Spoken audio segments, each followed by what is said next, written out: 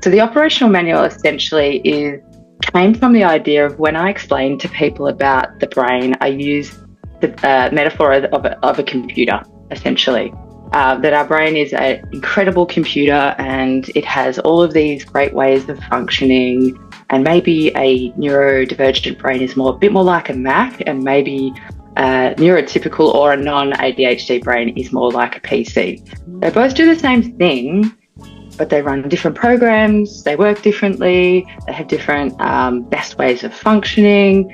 And it's sort of, that's it, yeah. And we sort of started looking at the brain as something that can work really well when it's well supported, and something that can actually trip you up when you've got too many tabs open, essentially.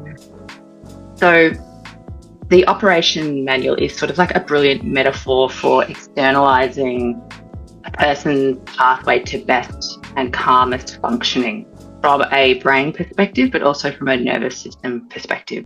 Welcome to the Soaring Child podcast, where parents of children with ADHD learn tips and tricks to help their child soar at home, at school, and in life. We feature interviews with experts, medical professionals, and parents just like you who are learning how to reduce ADHD symptoms using food and other natural strategies. Because children with ADHD deserve to soar just like every other child. I'm Dana Kay, your host. Hello parents, this is Dana Kay here with another edition of the Soaring Child podcast. If parenting your child with, ADHD feels like you're running a team with no playbook, then this is the episode that you've definitely been waiting for. I just want you to think about it. Every team for every game needs sort of strategy, they need communication, and they need a shared goal. But what if no one on your team knows the plays or even what game you're playing? That's what parenting without a family operational manual feels like. You're yelling instructions, your partner's doing something else entirely, and your kids are off in the corner melting down. Everyone's trying, but no one's aligned. This isn't a discipline issue, it's a systems issue. And today we're going to pull back the curtain on how families can build their own unique manual. So instead of reacting to every crisis, you start working together like a real connected team. And today's guest, Caz Pringle-Bowden, is here to help us explore exactly that. Now, if her name sounds familiar, it's because she's been on the show before sharing her incredible work around equine assisted therapy for children with ADHD. If you haven't listened to that episode yet, it's an absolute must. It was packed with so much insight. Caz is a woman of many talents, and I just had to get her back on the show. She's a counselor, a yoga facilitator, a neurodiversity educator. She is a proud, late diagnosed neurodivergent woman herself, and she really brings sort of both deep expertise and lived experience to everything that she does. And today we're diving into a powerful concept, one I've never heard before, that she uses in her work, the Family Operational Manual, and how this tool can help families better understand each other's unique brain wiring and truly function together as a supportive, connected team. Caz, welcome back to the show. Hello, Dana. Lovely to see you again. I am so excited to dive into this topic. When I heard about this, I was like, that's just a no-brainer. Like every family should have it. So let's sort of dive in. With the heart of this topic, what exactly is a family operational manual, and how can it sort of help families better support a child with ADHD? Yes, and it is a bit of a funny, strange concept, and I think that, neurodivergent brains, we love metaphor. Sometimes we understand things better through metaphor. And so through my work as a counsellor, working with late diagnosed adults, but also a lot of those adults have kids who are also ADHD, or they might have autism or other co-occurring conditions. So the operational manual essentially is came from the idea of when I explain to people about the brain, I use the metaphor of a computer, essentially. That our brain is an incredible computer and it has all of these great ways of functioning. And maybe a neurodivergent brain is a bit more like a Mac, and maybe a neurotypical or a non-ADHD brain is more like a PC. They both do the same thing, but they run different programs, they work differently, they have different best ways of functioning. And it's sort of, that's it, yeah. And we sort of started looking at the brain as something that can work really well when it's well supported, and something that can actually trip you up when you've got too many tabs open, essentially. So the operation manual is sort of like a brilliant metaphor for externalizing a person's pathway to best and calmest functioning from a brain perspective, but also from a nervous system perspective. So everything I sort of do leans on the idea that if we are in a calm, regulated state, we can really enjoy ourselves. And yes, we're supposed to move in and out of those states. But ultimately, we do want to kind of set things up for success. So I guess the operation manual sort of brings to light the patterns, situations, environments that aren't supportive as well for people. And through doing this kind of investigation, and it is an investigation, it's supposed to be curious-based inquiry. We actively learn and understand our patterns, our regulation techniques, and the creation of a shared language, which is really important, I think, when it comes to the family dynamic, because that reduces assumptions around what I'm seeing is this, therefore this is happening. It's like, no, we actually know exactly what it looks like when our brain, and we can use the team dynamic, we can use the computer dynamic, like that metaphor. But when I see maybe someone in my family having a meltdown and I've seen what's kind of preceded that, I can go to the manual and go, what's going on here? What's going to help? So I'll explain it a little bit more about actually how we create this detail. But hopefully that makes sense so far. Yeah, the overview of it. I love the concept, and I love that shared language, and it's kind of like a dictionary, isn't it? It's sort of like, you know, something's happening down, I need to go to my manual, I need to see what this means and how I should handle it in this moment. I know, you know, when bringing up children with ADHD, it's really important that the entire family is on board, you know, not just parents. You know, when it comes to understanding different brain types and managing ADHD naturally, you know, is it the same? Is it the same for this operating manual? Why, you know, is it really important that everyone's on the same page? I think so. I think it makes it fun. How I've sort of, it's been applied in the past is that it's been sort of part of the ritual of the family's day that they start to all contribute to their own manuals bit by bit, you know, tiny little chunks each day, filling in the gaps.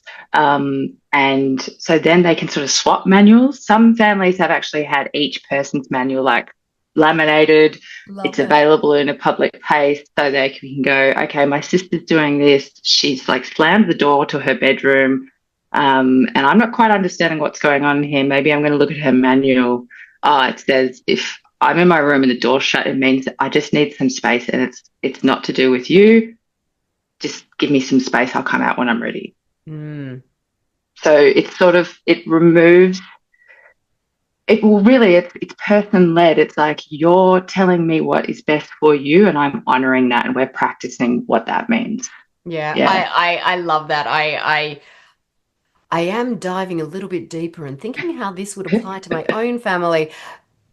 One thing, having a 15-year-old boy, I am sure that they want to be in their room the entire time. So how do you overcome that one? Oh, well, you know, I think that maybe there's probably some understanding of, you know what, if you slammed your door and we've just had, I was going to say a blue, which is very Australian. I did this last time where I used Aussie slang. Don't worry, my had a listeners are fight. used to it. Listeners are used to it. I think maybe I need to give an operating manual for me to my listeners to go, oh, Dana just said this. That's what that means. Yeah. I think you can do like an addendum to the operation manual that sort of says, okay, I will honor your need to have some alone time in your bedroom. However, you know that we're probably going to have to come back and connect. So I'm going to set a timer for however long you think is right, and you can negotiate that with your 15-year-old. Maybe it's 15 minutes. We'll say, I'm going to set a time of 15 minutes. I'm going to come back, and then maybe we're going to have a conversation. I love it. Like, I am on board all the way. I think, I'm going to jump off this podcast. My kids are coming home from school soon. So what are some of those practical steps that families like my own can start to take to start having, because it's not just about neurodivergent brains. It's also just, I think every family needs to have this manual. How can families sort of take those steps to start having those open and honest conversations about what each person needs, but also how each person's brain works differently? Yeah. So I guess the first step is about education about what ADHD actually is. I think that's so important. And I know you agree with me here that psychoeducation is the foundation for being able to move forward and create new, hopeful, more supportive narratives about what's possible for a young person and for a family as a unit. There's a change doesn't happen in a vacuum. So education where everybody's got that same level of maybe understanding or a shared understanding of what ADHD actually is. You can then sort of look to use the metaphors for the different, your brain differences. So essentially this is externalizing what ADHD is like. So for example, my brain is more like a border collie. My husband's brain's more like a Labrador. That's a metaphor that we'll use. A border collie is a working dog. It actually needs structure. It needs a lot of exercise. If you put it in an apartment, it's probably going to start destroying its surroundings. However, a Labrador, different breed, different needs, is probably going to sit there and it's going to just lie and it's going to sleep. It's going to be really happy in that apartment, right? So what we're doing with the manual is going through, I think it might be just helpful just to step through some of the things that we would be looking for in what the manual will have. So if we think about I feel best when. So that could be the first question. It's like, I feel best when. And it's such a big, broad question, and then you start to get really specific. So I feel best when I start my day with. I feel worse when I start my day with. So that first bit could be, I feel best when I start my day with a really good breakfast and maybe I've been for a walk. I feel worse when I start my day with, I haven't exercised and I'm rushing and I feel like I'm being rushed by everybody around me. What happens when that happens is I'm going to get angry and I'm going to maybe talk to you in a way that is not very nice. What can help me here is to give me 5 minutes, just a pause, so I can process what's happening and I can catch up. So it's sort of running these little lines multiple times at different times of the day for each member of the family. And there are lots of prompts for this type of thing, but it's like, if we use it in the example of a kid, let's just say, okay, perhaps we have a look at the sensory stuff. So sensory-wise, I find it very overwhelming to be around lots of people with lots of noise. An example of that might be a kids' party. Okay? Yeah. That would be the same for the parent. But, for a neurodivergent kid, maybe they find that really hard. But I also, you may have done some stuff around social, but I actually love going to parties.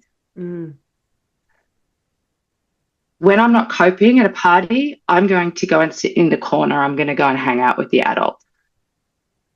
That's what people are going to see, right?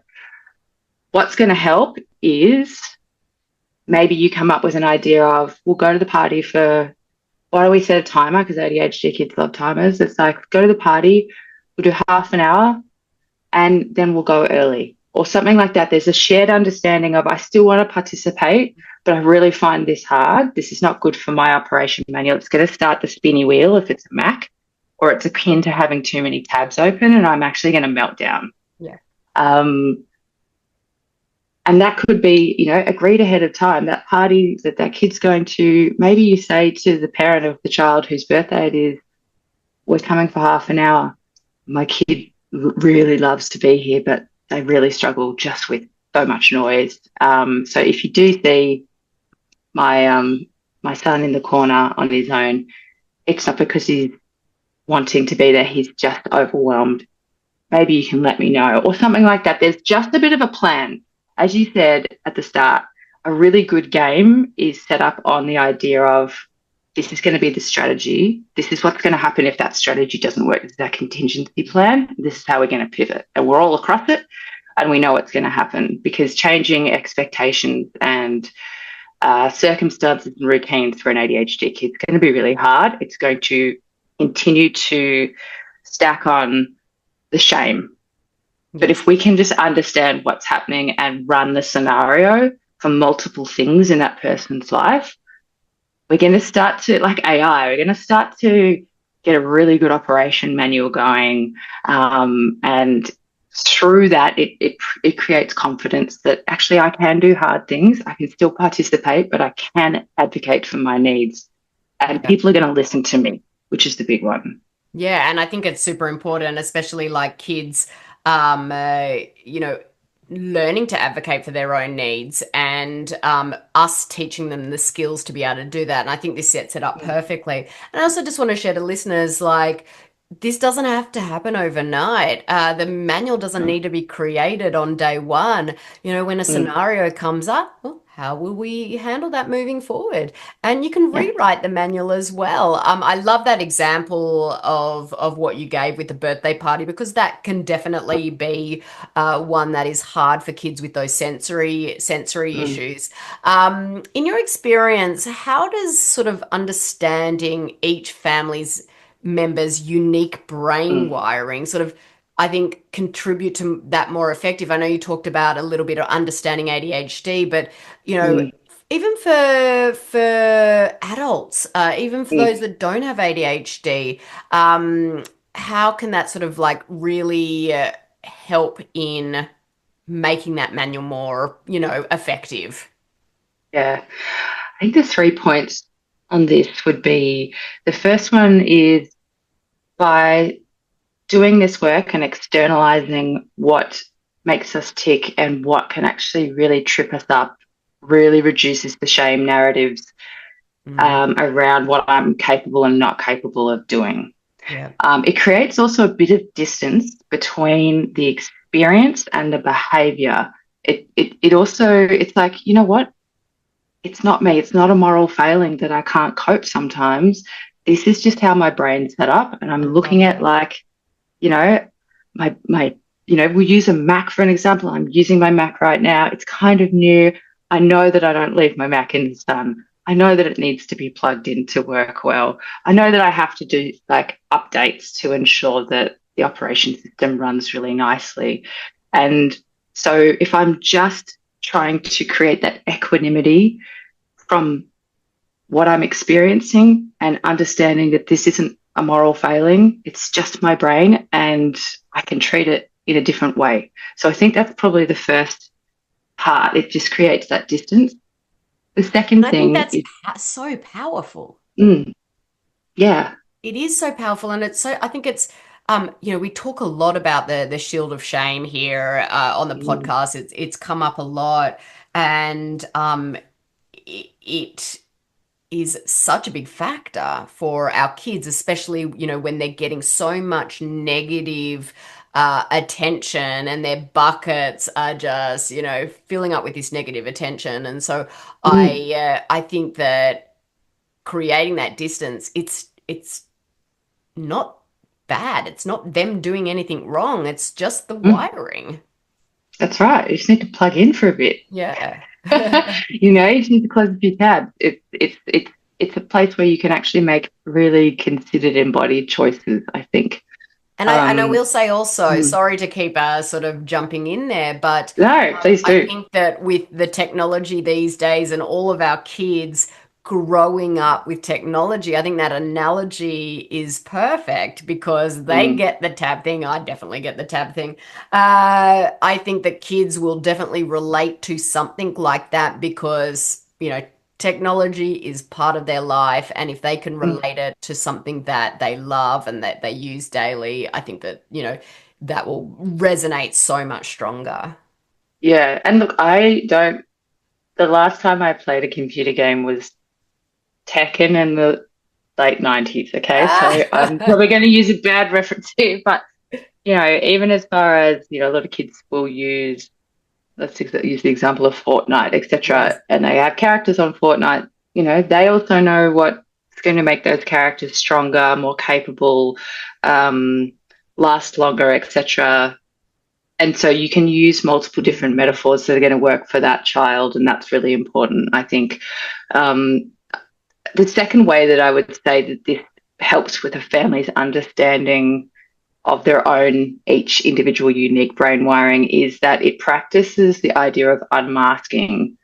And but unmasking is really hard if you do not have the support of the people around you Mm. and that you feel safe to do so. It is a dynamic process. You are constantly, I think, as a neurodivergent person, whether you are an adult or a child, you are on the seesaw of masking versus non masking every single day. And you will oscillate between the two, depending on what's happening in your day. And this sort of operation manual helps with understanding the great ways that we work when we are able to take the mask off and feel supported to do so by the people around us who love us. Because it's a big thing and it's a tough thing to do, to be authentic. So this is part of the way where we're kind of putting some strategy in place for authenticity.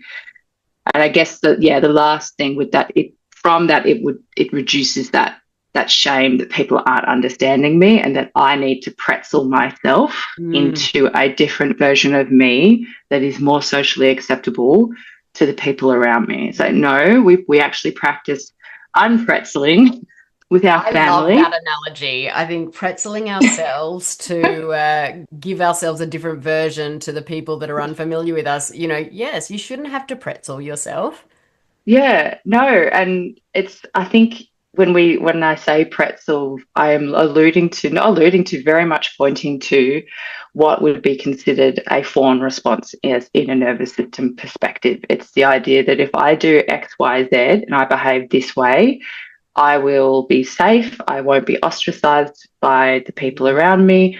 I won't be called stupid. I'll avoid shame of all sorts. The Mm. thing is, that gets carried into adulthood Yeah. where you're just in this behavior of avoidance that's really energetically draining and not Mm. very helpful. So if we can start this early, as I do, I mean, I work with the adults who are trying to unlearn their stuff at 40, 50, 60.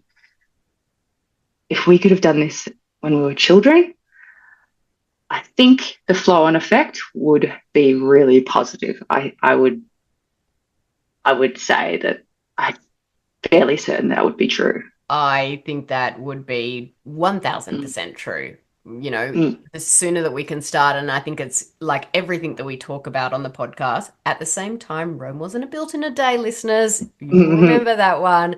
But the sooner that we can start some of these strategies, we're setting our children up for success in their life. And as you said, it's much harder to sort of unpretzel someone in their 50s. Yeah, And it's the it same is. thing. It is, and this is Yeah. the same thing that what we teach in to reduce inflammation in the body and the brain. It's a lot easier to do that the younger they are than than Oh the yeah, older that they get, for sure. absolutely. And it's no fault of, No we fault. are a generation that were parented by parents that we have genetic lines running through families. We also have, parents that were involved in wars, etc. So our generation, the generation above, we are really unbraiding a lot of intergenerational and social trauma. So, this next generation, I do have hopes that some more kindness will be able to come in, and this is a way we can practice kindness, I suppose. Oh, this is just beautiful, Caz. I just thoroughly enjoying this conversation. I think for families, starting this process, what sort of advice would you give them, when creating their own manual? What should they include to really make it meaningful and also sustainable? Because I talk about that a lot. If we're going to do these things, we don't want to just do it once and then forget about it. The more often we do it, and if we do it for a short period of time, all of a sudden it becomes part of your life, doesn't it? It's not hard anymore. Yeah. I think one place to start would be, talking to your family about it. If there's this shared time where everyone's together, that could be around a meal, it could be a certain time of day, trying to find a time that everyone's together, and as a parent sort of raising this idea and saying, I heard this interesting thing the other day, and maybe our brains are a bit like computers, and just sort of starting it off and to think, what do you reckon? What do you reckon? And just sort of seeding the idea. And parents will probably know, like, trust your intuition here, that your kids, what they're interested in, try and go for that interest, because ADHD, we have an interest-based nervous system. So that's going to be really important. You could make a ritual around it. So one family I worked with, everyone got, the mum went out and bought exercise books, but like fun ones, not like schooly looking ones, fun ones, like, texts and stuff like that, and wrote everyone's name on the front of the book, and she put them out at dinner every night. So at the end of dinner, they all answered one question, which could be, I think, they started small with the I feel best when I get to. I think, I feel best when I get to go for coffee with my friends. I feel best when I get to go to Dana's house and we get to play on her trampoline. Just little things like that. I know one my question little every son night. will say, I feel best when I eat candy. It's okay. We're allowed to put that stuff in there. There's no good and bad. It's just like, let's just externalize without judgment. Yes. And I think that's probably the most That's important super thing. It's important, like, yes. we're all just being curious. We're practicing answering one question at the end of dinner every night. And that's all it is. And everyone has their books, and so that could be a little thing. It's just try and ritualize it. One question per day, everyone together. Really easy, basic sort of questions. There's you can create your own, but there are lots of different resources out there that can help you with coming up with those. But everyone can ask their own question. That's another thing. Another family, one person gets to pick the question. We all answer it. Sometimes it's multi-layered, and the person who gets to pick the question, the other, if the other child with two children, the other child gets to pick a song. And we do one song and we write down our answer, and that's it. So there's fun little ways you can do it. I love it. I love it. Okay, so I'm going to get started with this as soon as we're done. Dinner tonight. I love everything about this. And, when I heard this concept, I was like, we have to share this with all the listeners. Now, I ask every guest this. If you could just share one actionable tip that parents can start using today, what would that be? I would say to parents that authenticity is contagious. If you can model that it's okay to be yourself, warts and all, I'm not having a good day. I'm feeling really sad because something happened and I'm feeling a bit sad about it, but I'm thinking that things might be able to get better. Do you have any ideas of how things might be able to get better? Saying that to you, like just being authentic and being vulnerable and showing that it's okay. And unmasking modeling that. yourself. That's right. Yeah. I love that. I love that. Caz, Yeah. thank you so much for sharing this powerful approach with the listeners today. You know, the idea of sort of creating a family manual it's so simple, but it's so transformative.